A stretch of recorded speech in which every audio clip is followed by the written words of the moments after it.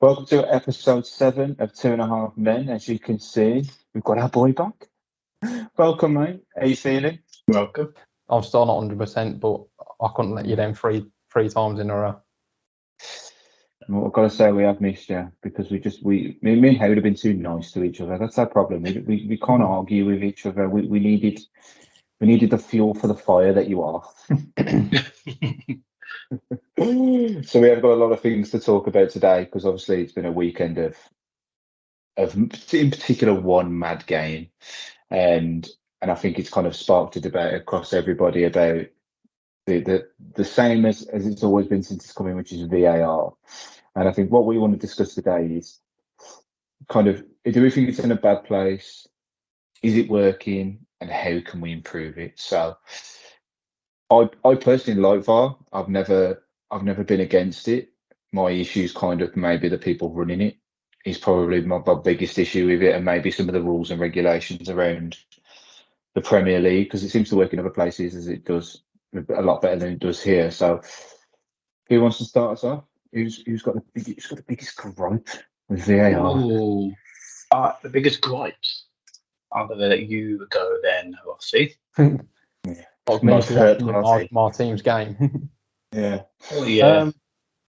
I've never had a proper problem with VAR. I know like they come in to make the right choices, but obviously they got it wrong. And I think the problem was the communication between the VAR officials and the officials on the pitch.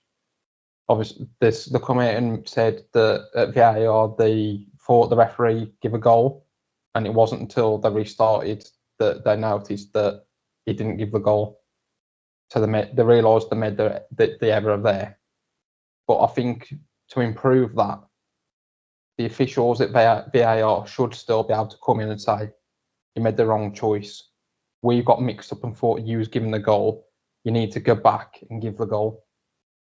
Did the screen change? You know, when they do the screen and it comes up that they're checking the thingy, did it come up like goal checked, goal valid? Because that's what makes me think. All it come up. Been an issue. All it come up was goal being checked for offside or whatever, and then it didn't do any. It sort of just went off. I thought it shows the pitch with. It shows like the freeze, the freeze frame. Didn't show the lines, but it showed offside. Yeah. It showed off because it shows offside, obviously, because that's what decision they give them on the pitch. Yeah. But they didn't look at it enough because obviously they clearly see that it was onside. They thought by their eyesight they didn't need to draw the lines, which everybody could clearly see it was onside. It has a massive impact on the game because if that goal goes in, I know you've obviously just had the red card, but you've got something to cling on to then, ain't you? Yeah. And I think it's just caused you a massive problem because then they put 1-0 up, and that would have changed the game massively. And they went down the other end within minutes, didn't they, and scored? Yeah.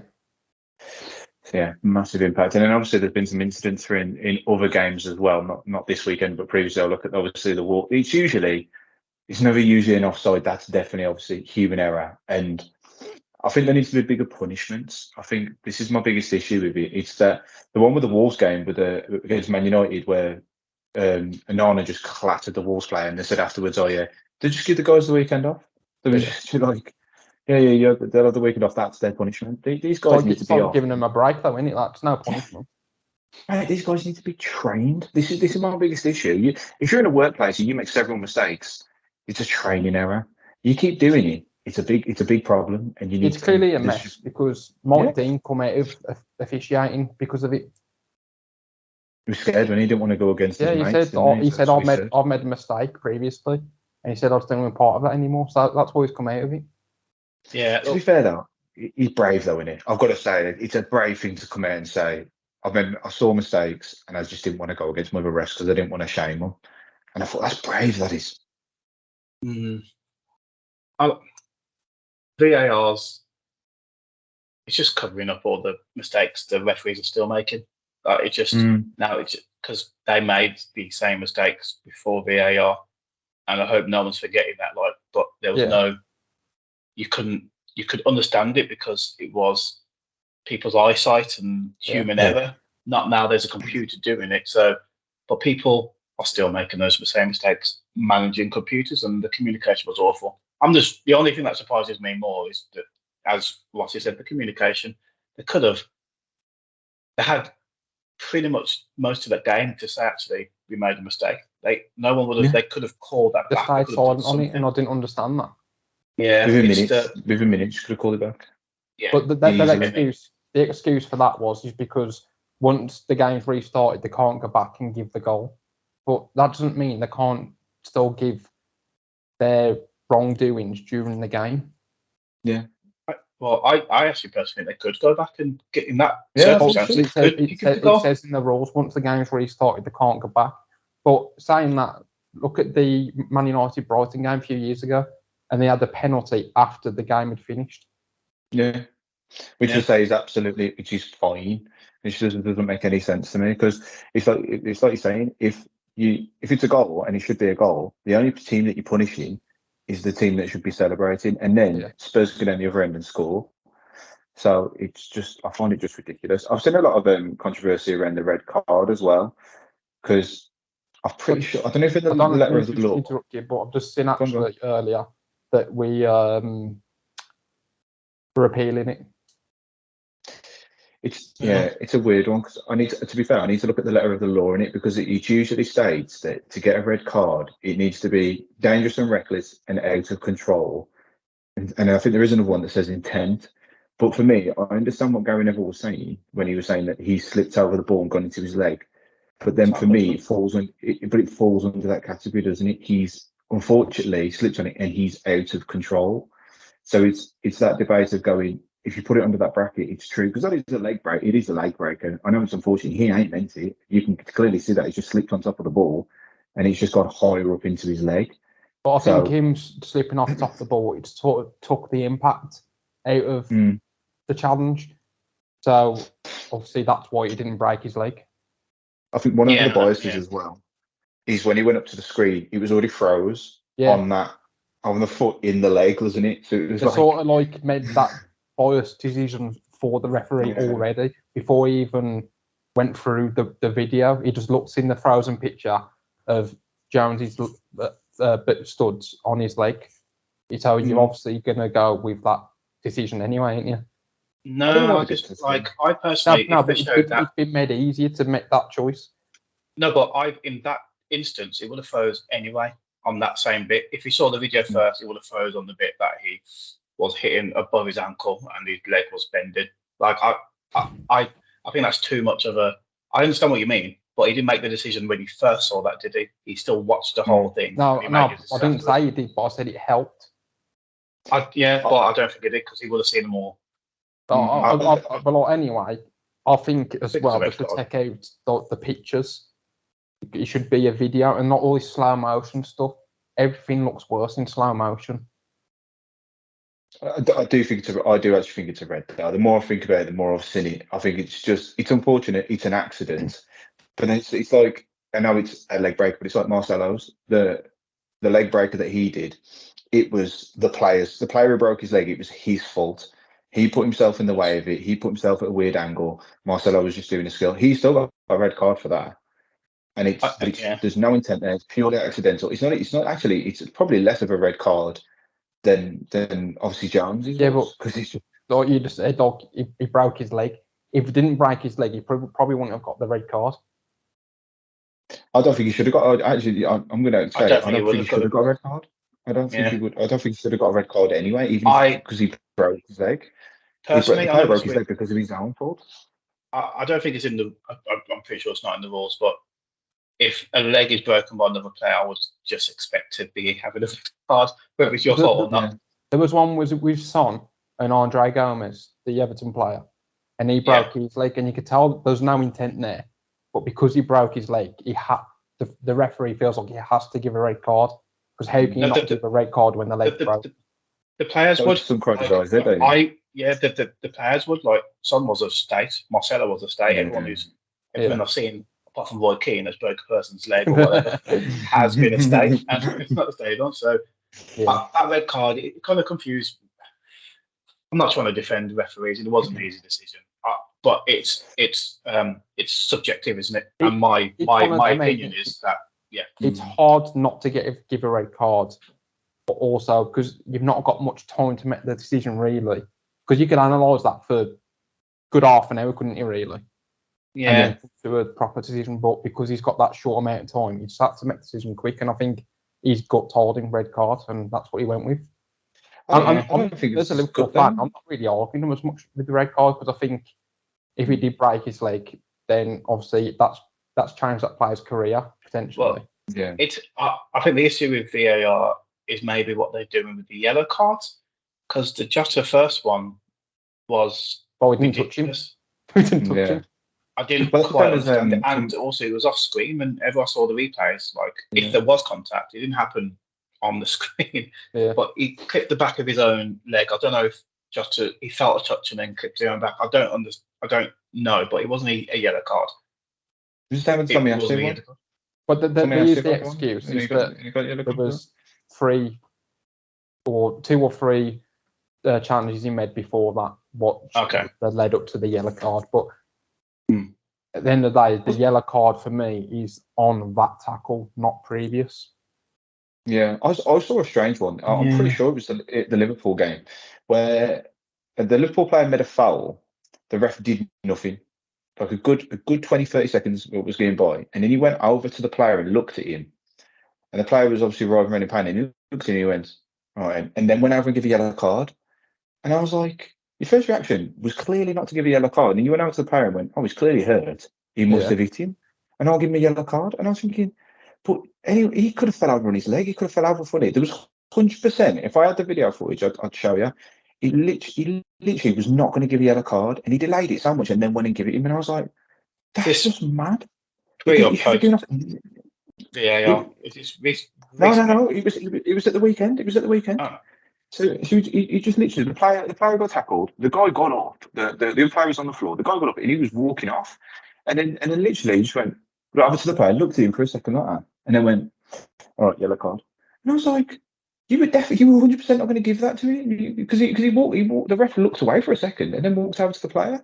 That's what I'm getting confused with, like because I know they're getting spoken to by people up in the room, so they can. That probably wasn't his decision, but he was told to give that decision. And then I think there's a grey area with the yellow cards. I don't quite understand if it should be. It's always the fallback seems to be if it's the ref's decision initially, then it goes. So for yellow cards in particular, that's like it's happened, so it's gone. They can't change that. But then there's some things that, as you say, it takes a while for them to make that decision when you know they couldn't have seen it, but they are obviously waiting for VAR to do the quick check. And I don't. But I was always under the impression that VAR never got involved with yellow cards. They don't. I don't think they do. I don't think they can change a yellow to a red. They can do that, but I don't think they can step in and intervene. But like I say, probably how you're saying is we don't know what's going on in their ears at the time. VAR might go. I think they should bring out like with rugby, where you can hear the ref talking. They should bring all that in, and you can hear the VAR as well. They did it in the Women's World Cup, don't they? See, that's an easy decision, but I think they're not doing it, and they're not doing it fast enough because they know how crazy it is behind the scenes in terms of that communication. I think it will help other things in ways of like the players abusing the refs. I don't think that'll happen as much. It's protecting the refs, I think because at the minute I think they're so scared about what's going to happen to refs whenever they make a bad decision, and if they're talking through a bad decision, then it's even more gripe on it, isn't it? And I think one of my issues with VAR, which is the biggest one, is that I don't think the refs are making the decision. Because as soon as VAR goes, I think you should get to the screen. That decision's made then. Well, how many times have we seen a ref go to the screen and change his mind? It's happened because they showed. I think it was on Sky, with Mike Dean, that refereeing thing he does with the VAR and stuff. Yeah. And they went through it with Jamie Carragher, and it was showing you what was happening on the pitch, and then it showed you what happened in the VAR room. And the the conversation between the VAR and ref was the ref was at the screen, the VAR was in his ear saying, "This is why I made this choice, and this is what's happened, blah, blah, blah. This is why you need to go over and give him a red card." Literally, the VAR was telling the ref exactly what to do. Yeah, you should be doing that. They should go. For me personally, what is the pointing into the screen? Yeah, you should just go. It's up for debate. Go and have a look at it. Not talking through it or anything like that. Just literally go, "I think you made the wrong decision there. Go and have a look at it." That's all he should say to them. Because at the minute, for me, the referee's just a puppet. The referee's just somebody who's on the pitch as a puppet. And literally, VAR is calling all the shots. And that's not how it should be. VAR should be capturing the moments and then making the ref make the decision. I think I've only ever seen in the Premier League one time that the ref has overturned the screen and said, "No, I'm sticking with my original decision." But there's no point for me. If he's on there, you might as well just give the Thomas to the screen. It's a penalty. I'm not even going to look at it because they've already made the decision. Stupid. Going back to the offside as well, I think what would help if we had them automated offsides, what they have like in the Champions League. You mean the Champions? Yeah, you know, like in the Champions League when it shows is it the screen? Like the cartoon sort of thing with them lines. Yeah. Automated offside. That's all that's made for them. Oh, is there something in the ball, like, or is it? I don't know. There must be, or some sort of camera what picks that up. Yeah, it's a bell. Ding ding ding. But it's getting too but all this stuff is expensive, so they need to try and find a happy medium. The amount of money the Premier League's making. I was going to say. Exactly, but that makes it a different sport, and I think we've seen already. That's why maybe the clubs that have come up from the Championship are like there's too much of a gap between the Premier League and everywhere else, and I think it's going to get worse and worse. And if you do that, you need to introduce fairer rules down the leagues and stuff, and it's not going to happen because no one ever wants to go back to just refs.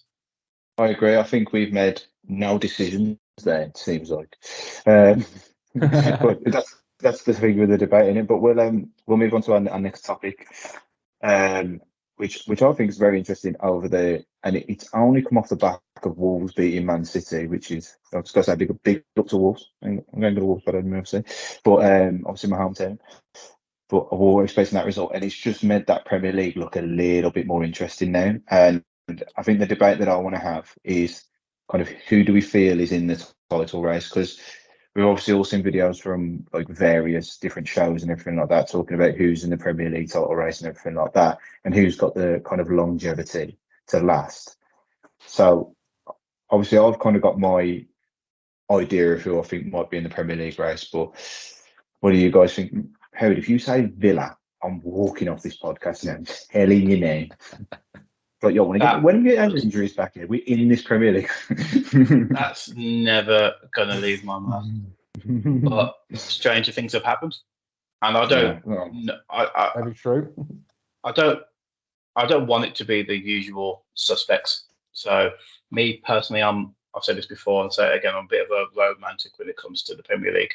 I want to see Luton win it. I want to see someone just go on a massive run and just take things by storm. Genuinely though, in the title race in terms of form, can't see past Man City, can't see past Liverpool. I well, you can't see past. I feel like he's missed someone out there. Yeah, no, I can't see past Arsenal, but I'm just trying to think like I just got no trust there. I know that Man City's done it, and I know that Liverpool have been competing for a while, and Arsenal are in the recent history are newer to this. They finished second and they were consistent, but they dropped off. So I hate predicting, but it's those usual targets. Man U aren't going to be there, and all the ones that were competing, like Newcastle, I mean they could be, but they had a run against teams that were really where they should have really tested themselves a bit like Villa, and they failed. Like Villa failed against Newcastle and Liverpool. Newcastle failed against Man City and Liverpool as well. And those are the games that you want to, if you want to say, oh yeah, I'm going to be in the title race outside of the domains. You need to win those games, and they just haven't. So I think the usual targets, unfortunately. Yeah, I think just the point before Rossi kind of puts in that, I think we obviously need to state that obviously in the 32 years that the Premier League's been around, nobody's won that Premier League title. Was it 4 or 5 times in a row? 4 times.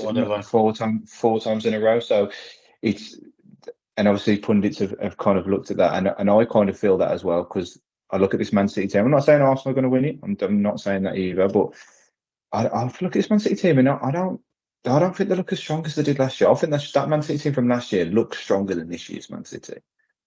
I really do, and I feel like there's been games where they've slipped up, managed to get through, maybe because of Haaland. But there's definitely games where they've gone behind. Like, look at the Sheffield United game. You know what I mean? There's been games where they fell behind and then they got caught out by Wolves and managed to have a game plan that's worked. And I look at teams like Arsenal. I don't think they've really got themselves into gear yet.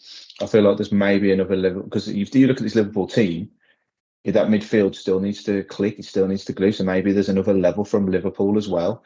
This Spurs team as well. If they could have another level, I don't think they've got the squad for it. But that first 11, they competed against us. I think they competed against Liverpool. They're competing against the big teams, which is what you want. So it's definitely going to make it more interesting. So, what are your thoughts? Yeah. Go on, Howard. Go on. Oh no, I was just going to say, Man City usually start seasons slow. So that opinion you have, I think, is the same as most seasons when they actually turn around and won the league. So that's why I think they're still going to be up there. But I know you need to almost like clamber at these clubs to hopefully try and find some hope that they will drop points. I mean, we're doing it already. Like, I know I was speaking to a Liverpool fan and he was like, Man City losing. He said Man U losing and all this stuff. So this is a prime time for Liverpool to go to save and stuff. And then, yeah, well, because he hates them. But he was just saying, like, it was a nice weekend for, to go up that table and to stamp your mark and say, either we're going to lose loads or we're going to get robbed, and you got robbed. So it's just kind of like it's Man City starts slow. So I just seem to think that's why I still think they're up there. But Arsenal, Tottenham's form last season, I had moments, but this is a brand new one, so it may change. The proof's in the pudding. I'll do that. Yeah, I think gonna Rossi hit me with it. But I'll agree with Howard. As much as I agree with Lewis with Man City doesn't look as good last season, I think that's true, but they're still top of the league. And even though they're not been in the best, they're still top of the league. I mean, you look at like Spurs, they've probably been the best team to watch this season. Maybe Brighton in the games, obviously not against Villa. But, you look at other teams and they're playing better than City, but City is still getting the wins. I know they've had a rare loss against Wolves, but Wolves seem to turn up against City. They do, they really do. But I think the obvious three is, for me, City, Liverpool and Arsenal. I think they're the ones who's going to be up there out of all of them. I can't see Man U getting that top four. Not with how the season started. And no. I think there's just too many problems at that club at the minute before they can even start talking about them contending for anything. But I'm surprised they're doing worse for some reason. I expected them just to be the same. I didn't expect them to get worse, especially with Ten Hag in there. Well, the problems have got worse, haven't they? I mean, you've got problems with individual players, and if he's losing the dressing room, but we don't know what goes on behind the scenes, but it seems like he's struggling with some of the players. I mean, the transfer market was bad, so he didn't get rid of the players he wanted to get rid of, and they're still there. And in the last couple of games, he's been playing McTominay, so it's sort of like running out of ideas and playing the players he don't want at the club anymore. Yeah, he's in a position where I said to Howard, I think he's really under pressure. I think if a couple of games and he could be gone, I think. Oh yeah, a couple of games, yeah. But I think that fourth place, I think that's up for grabs. I think someone was waiting for me to speak. We both let each of us speak, and then we didn't. And then you jumped in. Ross, I've got a question for you. So in regards to Liverpool, do you think that they have the squad to last the year, like to last the season? Because if you've got the likes of this 100%. Midfield, which is brand new, if you get injuries to, like, I don't know, Szoboszlai, or you get injuries to Trent or to Robinson or Salah, some players like that. Have you got the players that can replace them? But I'm gonna make this. I was gonna make this point here. I looked at our bench, City's bench, and your bench, and not Spurs. And our bench is the best bench out of all of them. Can anyone get up that bench? I'm just curious what it is. Can anyone quickly grab that bench? I'm just curious of who it is, because I know instead of looking at Arsenal's one, I actually think we've got a pretty deep squad now. Yeah, you've got a decent bench. I'd say you had the second best bench, but the City bench was awful, and the Spurs bench is awful. I mean, you could see the subs Spurs was making. They brought on Højbjerg to try and win the game against us when we had 9 men. Yeah, their tactics are bizarre, because they took off Son and Maddison in the Arsenal game, and they also took Son and Maddison off in the Liverpool game. And I'm like, I know they won that game, but they won it luckily against Liverpool. And I'm like, because clearly they wasn't trying to beat Arsenal. So that game ended 2-2. It was going to end rather 2-2 or Arsenal winning, because the Spurs didn't have the players on the pitch to win it. Yeah. I look at our bench, and I see subs for each, good strong subs as well for each position. I think we've got better depth. So now you got Nunes, and you've got the left back. What's his name? You're Jota. Who's your midfield? We've got Harvey Elliott. We've got Thiago to come back. We've got Gravenberch. We've got either Matt. Unproven players, though. Whoever starts. A few of them are unproven, though, aren't they? No, but I still look at that bench, and I think that bench is stronger than the Yorks and Cities. No, it's a better bench than you've had. Definitely for last season.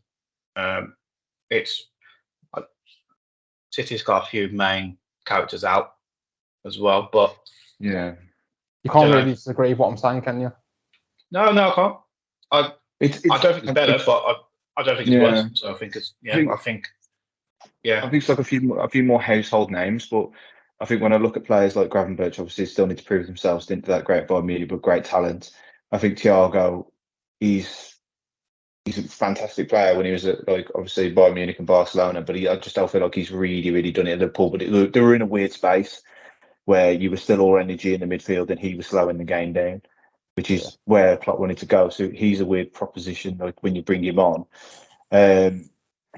So I don't know. It's just whether that talent's there or if they can all stay fit. So, but it's definitely interesting. And Arsenal's bench there's quite a lot of talent on there. But there's still quite a few young players that still need to prove themselves. I look at Smith Rowe and I think I'd love to see him play in that Havertz role, because I think he'd be unreal there. But he's just never going to get the chance to play there. You'd never have to give Smith Rowe a penalty. It's going to be interesting what happens in January, because the Euros in summer. Yeah. People needing to play for first teams to get into the Euros. I think there's going to be a lot of movement. And isn't it the African Cup of Nations as well? I was just about to mention that. I'm a bit worried about that, because obviously we have a period where Salah's gone. But we had that same situation with Salah and Mane before, and I'm sure we won the league that season. But squads. I think you see some goals. I do. I really do. I've said this when we talked about should you sell Salah, and I think if you sold him, I think the goals would be spread a lot more across the team. I think there's too much emphasis on giving him the ball because he's such a superstar, and I get it. But it's like, look at Spurs without Kane. There's players that are flourishing in that team. It's not the same as the Kane though, because he's down the centre, sort of like everything went through Kane. I think our team is a team playing team. It's not just Salah. I think Salah is just the best player out of all of them, of the team players. You need to trust more on your squad. I do trust them, because I trust them, but you know what I mean. None of you two are going to deny Salah out your team, are you? No, Salah. But it's been planned in terms of they know it's going to happen. I still stick to that. We shouldn't have sold him during the summer, because when they're coming for the bid, we had no time to replace him. And I don't know what you're saying that you'd spread it across the team, but then was one player down in that position, so we still have to replace him with someone, even if it was a sub player. There still had to be someone to come in, and there's no one there. Well, there wasn't enough time, so we didn't sell him because of that reason. Because that could be the difference of, like you say, the squad depth to fight for the title or get in the top four wherever we aim to finish this season. Well, I think Klopp's still got a thing. I think there's still a few players in that team he doesn't trust. I don't think he trusts Nunes every game, because otherwise you'd start him. And I know we've spoke about that. Maybe he gives a better impact off the bench, but he's that player that you look to and think you want to run. You need to give him a run of games. You want this guy to get goals. He gets in the right places to get chances. He needs the confidence. So I don't think he should be a super sub. I think he should be a player that starts every game. But it seems like Klopp just doesn't trust him enough yet, which is a bit strange. I agree with what you're saying, but I don't think that you don't trust him. I think that he just likes to start with Gakpo, and then, like you just said, with Nunes being the impact player, because I think obviously Nunes is going to be a better impact player than what Gakpo or Jota would be. Well, the proof's in the pudding. If you can win the league, it chucks it all out the window, doesn't it? But yeah, I think it's mad though. Klopp's very. I think he's more tactical than. His tactics at the weekend were phenomenal. I've got to give it to him. I don't think he gets. I think he gets a lot of credit for it, but I think he does. Like, for example, playing Nunes one week and then Gakpo the other, or whatever. I think he does those for tactics, not for players that he likes or he believes in more. Yeah, I think to suit the opposition, that's more than what he may trust these players to do that to keep them both happy as well. Yeah. So I don't think it's players who we don't want to make unhappy to move somewhere else and do the damage to us in the future. No, with Arteta don't care about that, does he? Ram's like, get on the bench, lad. That is confusing. It is confusing. We'll get onto that another time. But we do need to move on to our next segment, and we are bit of a nice one here, bit of a exciting one, boys. We are going to build a 5-star team. 5-star team? That's FIFA. 5-star team. 5-star team. Mine is a 5-star team. Mine's a 5-star team. Mine's a 5-star team. We're going to build a 5-a-side team. So we've got a couple of rules in this. Obviously, you need to have proper positions in there. So, like we've said, goalkeeper, centre back, midfielder, and striker. Rossi, I know that you've gone with an all Premier League one. I haven't. Mr. Jones? I haven't as well. What did you say? Goalkeeper, centre back, midfielder, striker. You can have whoever the other player is around it. Or you just got in any position. You can have the fifth one can be like your choice. How we've got 5 strikers. I've sort of gone with as if like I was actually playing 5-side, and I've added another defender for security at the back. You can't put yourself in there, lad. Not me. He's gone. Yeah, I've got these players, and me. Shall I go first? Go on, mate. I've got one probably really controversial one in here, which you're probably going to laugh at me, but I absolutely love him. So it's not this one. My goalkeeper is actually Manuel Neuer. I love him. Okay. That's a good pick. To me, I think he is the best goalkeeper of all time. I really do. This guy reinvented the way that goalkeepers are, and I just think he's fantastic. And I do love it when he comes out off his line, messes it up, and someone loves him. I do love that. My centre back is Tony Adams. Hold on, we talk about 5-a-side teams on a 5-a-side pitch. 5-a-side teams on a 5-a-side pitch. This guy just to make sure, crunching people. You 5-a-side players on an 11-a-side pitch. And I just think that he could do it, because I've only got one centre back, and this guy can do it on his own. I just think he's fantastic. Imagine this guy if he didn't have the issues that he had. If he was in this modern day era, he'd get red cards every week. Moving to midfield. I've gone for Zidane, because Zizou don't need to be talked about, because not only is this guy skilling people up, taking people on, he's going to nut you and all. So don't mess with this team. This is a team of hard knock players. They're going to mess you up. I feel like I've got a disadvantage here because I've got Prem only. Yeah, that's your call, man. That's your choice. And then next to Zidane is Ronaldinho. Because this guy, honestly, I was going to say something rude then, but you have to probably cut it out. He is, yeah. This guy knows all about the streets. But yeah, he's just a beast. Honestly, you could just sit there and watch YouTube videos. This guy just play all day. He was. I remember the goal he scored against Chelsea. You know, and he just did that, and then just held into the top corner. Yeah. That will just live on in my memory forever. And then for my striker, I've had to go for my boy Thierry Henry. Okay. This guy's skills, unbelievable. He's not only going to score goals, he's going to take you on. He's going to make you look like a fool. If one of you's got Carragher, you're definitely losing. You know, I'm very surprised you didn't say Neymar. 5-a-side. Do you know what? I don't like Neymar. I don't know what it is about him. On the I know what you're 11-a-side gonna say, pitch, yeah, but on the 5-a-side, I don't think there's anyone better. I just think Ronaldinho is just he's that Neymar. You know what I mean? He gives that Neymar edge, and I just if you give me the choice of anyone or those sort of players that do skills, it's Ronaldinho, because Neymar is just he'd be off partying, he'd be off talking in the corner somewhere. You know what I mean? You can't get this guy to do as he's told. All right, go through your 5 again then. So from top to bottom, it was Neuer, Adams, Zidane, Ronaldinho, and Henry. Okay, that's pretty sick. Rossi, you want to go next? Go on then. Well, I'm going to defend myself by saying I've got a disadvantage because I've only got one league. Whatever. Obviously, I got a bit confused on what we was doing. Yeah. You were told. You got 32 years of talent there, though. So in goal, I've gone for Alisson. I think you need. God, I don't think he's the best keeper in the world, or in the Premier League, whatever. Don't get me wrong. I've already said it was Schmeichel, but I think because he's good with his feet and he's, you know what I mean, he's good at coming out. Sort of, I think it's just the best sort of style for 5-a-side. I think it would be him or Ederson, but I just picked him over Ederson. Can I listen? You know what, sorry? I think Alisson's the best keeper in the world. Really? I watched him at the weekend. Yeah, I think he's the best goalkeeper in the world. I think he probably is currently, but I mean, this is obviously who I picked this out of the Premier League era.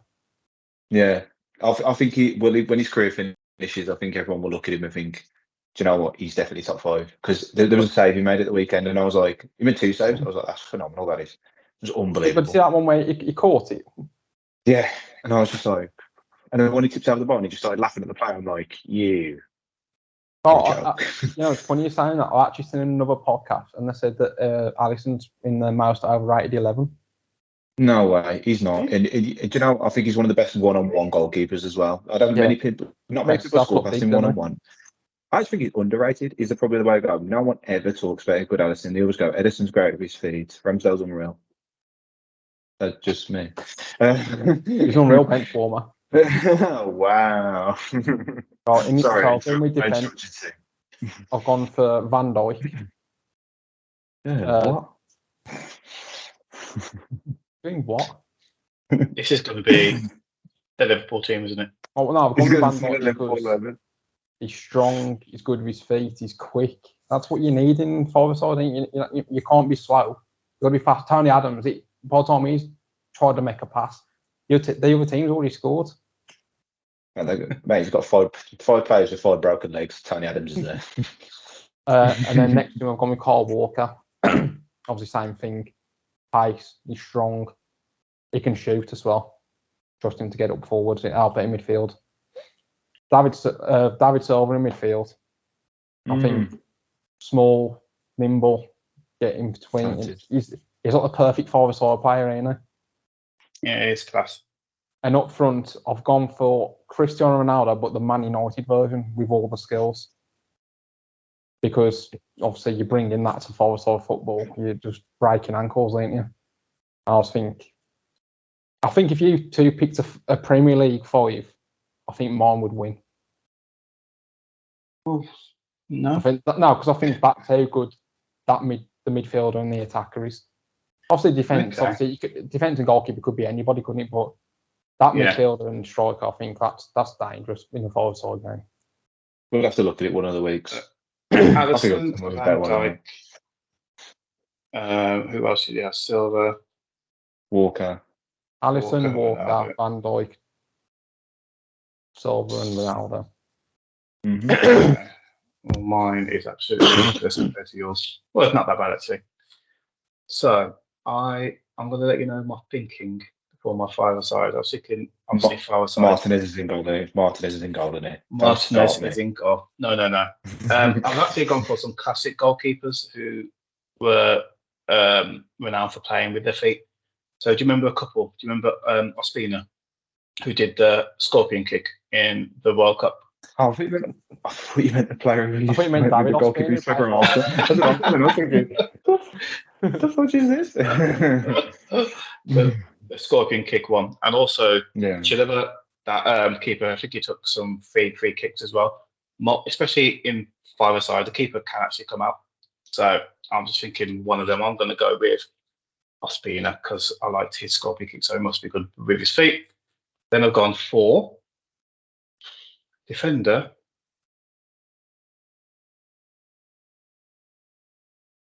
See, I was going to go for. Have you got a few options? Have you got? I was going to go for Van Dijk, but I'm going to go for Roberto Carlos. He literally was in the five-side cage for adverts in the 90s and the early 2000s. And he was quality. And also, I was thinking of Marcelo, but I liked Roberto Carlos's thighs, and he could just bend it round and shoot from the back. Then I got David because he was also in there, and he was also sick, and he had quality with his feet, and he's a dogged midfielder, man. I think people forget how crazy Edgar.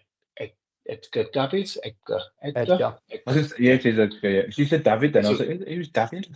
No, the guy with the Canadian, the guy with the glasses. He was. Remember his skill where he got the ball under his top, swung it round, and it went round the player.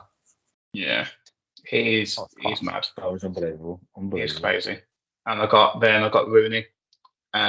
Rooney in midfield this time. The one just running through, doing bits and pieces, linking up with, and I got Thierry Henry up front because and my thinking was the four, I think David, Rooney and Henry all had shows when they were literally getting players to play five-a-side with them. So if you talk about a five-a-side team and what they love, those three players alone, and with Carlos actually, they all had kind of aspirations of a five-a-side team, and they love that kind of close control, and that's where they grew up playing football in the five-a-side pitches. So in terms of that passion, they would have that in spades. That's my point. I like it. A bit different. Always think it's a bit different with your teams. I like that. It's very funky. So our last section that we are going to move on to is predictions results. We've all done terrible. We've all done awful. There were so many results that we didn't. Oh no, terrible. It's a good job we don't put scores because we would literally get nothing. Nothing at all. But this pretty low. It'd be awful. But we are on. I think me and Lewis won 9 points, and Rossi is no. You two are on 9 points, and I'm on 11 points. That's right. Yeah. And the results this week are Rossi with 3, Lewis with 4, and Howard with 4. But don't forget, they've all got Wednesday. Is it Wednesday's game? Or Tuesday's game? Is that in this game week? We didn't put that. It's game week 2. I did look at it. It falls under game week 2. Those games do. It's weird. Yeah, that game was missed at the beginning of the season because Luton. Yeah, but it's still got to count in, ain't it? We haven't. Yeah, but we haven't given our scores to that. So the scores in the last prediction in the last podcast were just a 10 minus that one that you picked. Oh, okay. Because we started game week 4, didn't we? So they were from game week 2. So the only one is the Chelsea game, which I don't know where it finished. I'm guessing that you've already added the points to that, haven't you? I think it's So I've added the points into that. So totals would be I will be on 15, Lewis is on 13, and Rossi is on 12. But we should actually, me and you, Lewis, give our results for what we think the Luton Burnley game will be, and then we can obviously talk about that on the next one because Rossi's got a draw for that game. Okay, I'll go. I'm going to go Burnley. I'm going to go Burnley. Big win as well. I'm going to go 3-0 Burnley. I'm actually, and I'm not trying to do this so we all have a different one, but I'm going to go with Luton. I mean, they've won their first game, and it was away. Going home will be actually, especially after an away win. I like it. So we are going to call that a podcast, and we will be back on Friday to might have a little bit of discussion about the weekend. We're going to play a few games. We're going to have a few more top tens, them sort of things. I'm going to come up with some funky ideas. So I just want to say, really appreciate the support that everyone's given us so far, and we are loving what we are doing. So we will see you on Friday. So from me, it's bye. Rossi. Yeah. Howard. Bye. Bye, guys.